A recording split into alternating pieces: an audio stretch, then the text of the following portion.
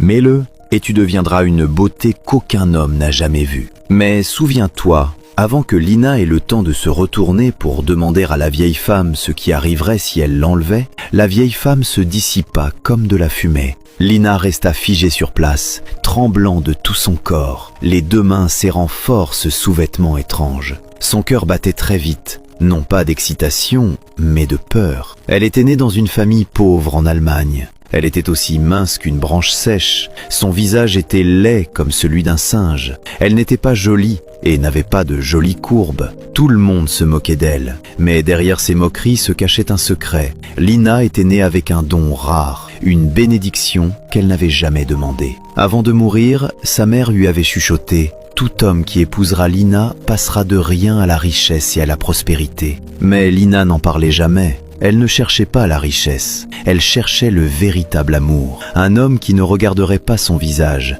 qui ne se soucierait pas de son corps fin comme un fil.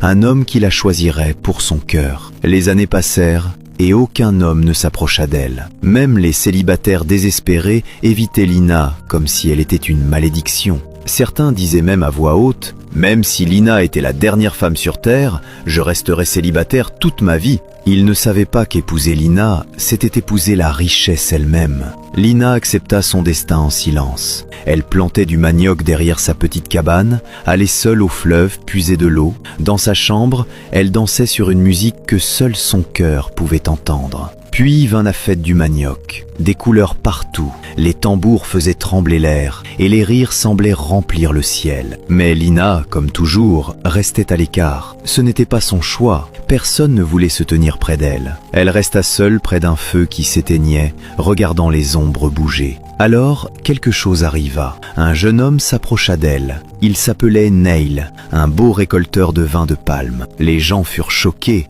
mais lui dit doucement « Bonsoir ». Il la regarda dans les yeux, l'écouta parler, sans détourner le regard, sans se moquer. Pour la première fois, Lina se sentit vue. Dès lors, chaque soir, Neil venait avec une calebasse de vin de palme pour parler avec elle. Les rires fermentaient dans le coucher du soleil, l'amitié grandit et devint lentement l'amour. Le jour du mariage, tout le village fut stupéfait. Les rumeurs les suivaient comme de la poussière, mais Neil s'en fichait et Lina put enfin sourire. 2 mois plus tard, l'affaire de Neil explosa soudainement. Des fermiers d'autres villages venaient lui acheter. Les gens achetaient en grande quantité. Il devint si riche que les villageois commencèrent à paniquer de jalousie. Très vite, il découvrit le secret de Lina. Dès lors, ceux qui s'étaient moqués d'elle baissèrent la tête pour la flatter. Même les hommes les plus fiers